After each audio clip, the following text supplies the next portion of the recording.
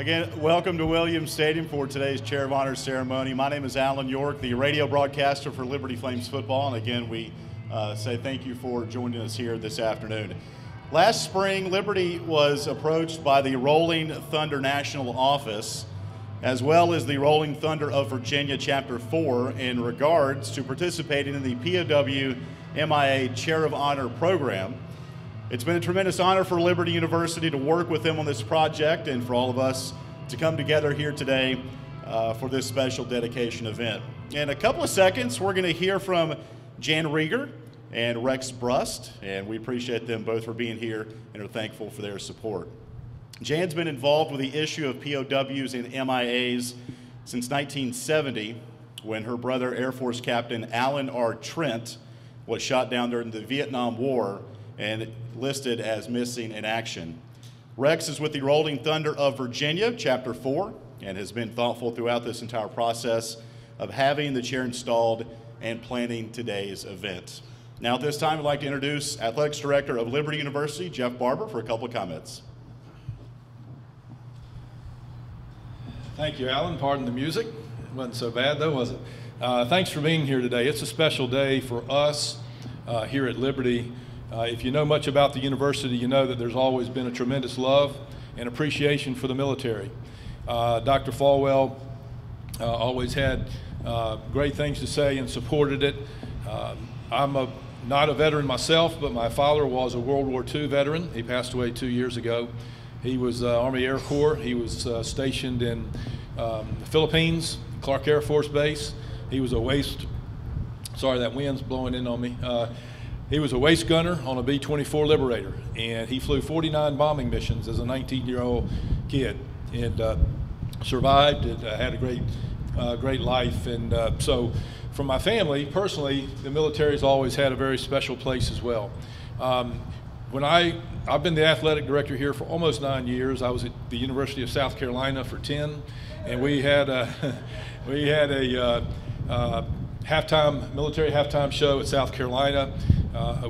We always, the way the SEC rotates their football schedule, you always either played Florida or Tennessee that day, because we did it too on the day closest to Veterans Day.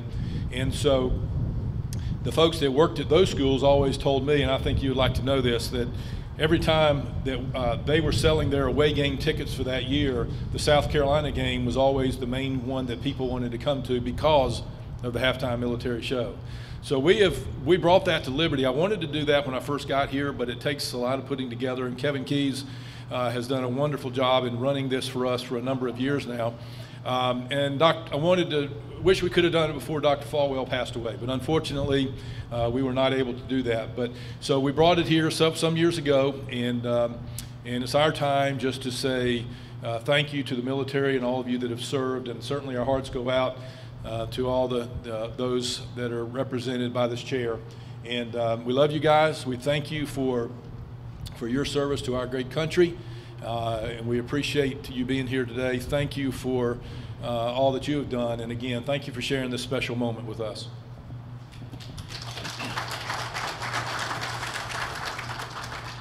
Thank you, Jeff. Please welcome now to the podium Jan Rieger.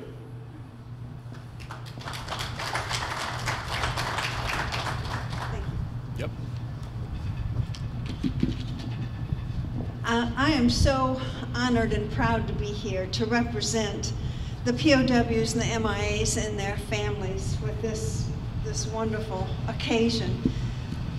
It's so important that we keep this issue alive and in front of the public, and Liberty University has always been very important, and I appreciate their support and certainly the support of the Rolling Thunder for keeping all of this issue in front of the public. My brother was mentioned. Captain Trent was shot down over Cambodia on May 13th, 1970. And although the Air Force has continued to look for whatever may have happened to him, they have yet to really determine whether or not he is alive or dead. They just have gotten into his particular crash site, but there is no evidence to prove one way or the other. So he has continued as MIA. And I just spoke with the Air Force MIA POW liaison officer last week after receiving a letter in regard to Alan's case.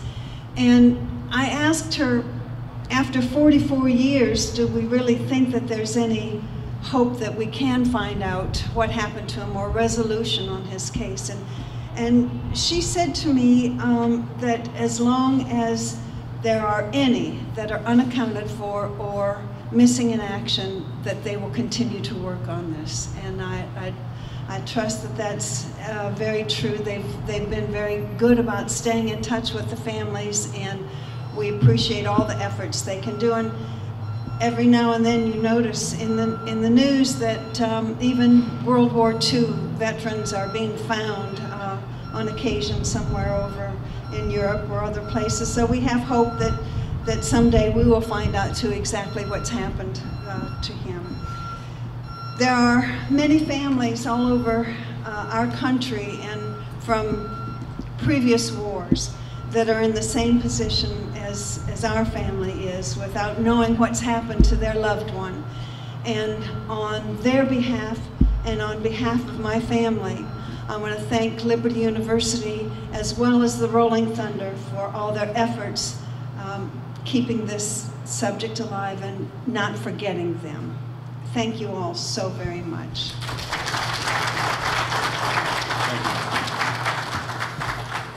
Thank you, Jan, for your kind words. Please now welcome to the podium from the Rolling Thunder Virginia Chapter 4, Mr. Rex Brust.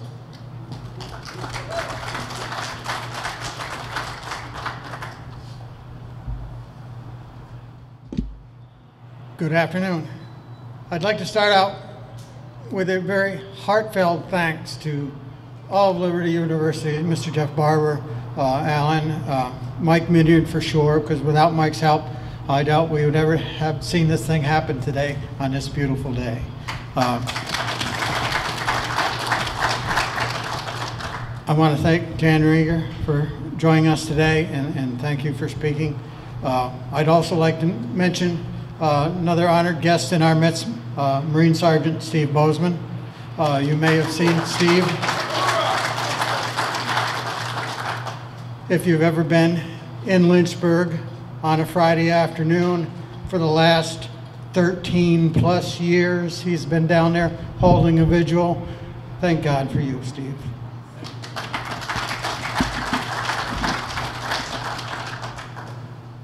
As Rolling Thunder, our mission statement is to educate the public on the many POW-MIA issues that we still have POW-MIAs that need to come home, that our elected officials need to take action. They need to support this effort.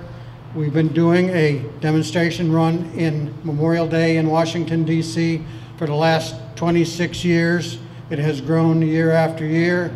Now we like to say we meet with 900,000 of our closest friends there every Memorial Day to let our elected officials know that we will not forget this issue.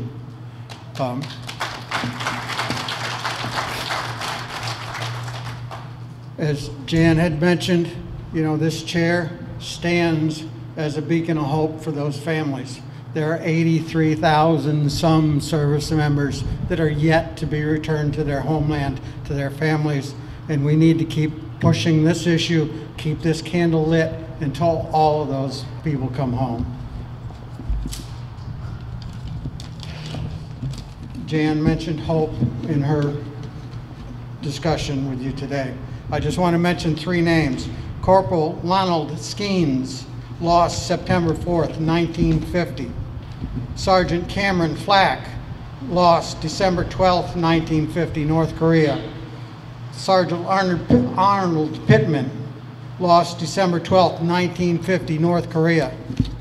All three of these service members were recovered in October of this year, 64 years after their loss. They have been returned to their homeland and have been buried with full military honors. That is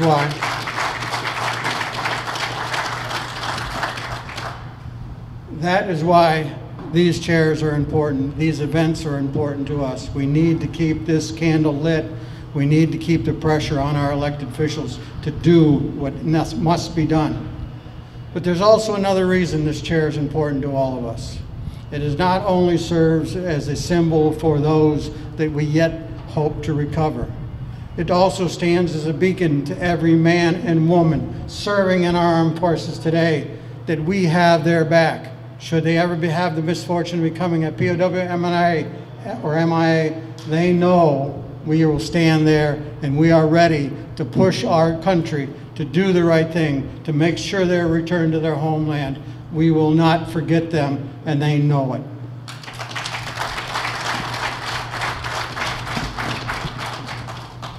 Again, I thank everybody for coming, and I thank Liberty University from the deepest recesses of my heart.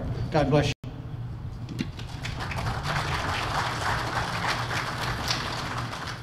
Thank you, Rex. That's going to bring an end to our ceremony today. Before we say goodbye, we hold this Military Appreciation Day every season, and we encourage those families that are here today to come back and invite your friends and family that may not be here today. So you're always welcome. And on behalf of Liberty University and our staff, we say Godspeed and thank you for being here today.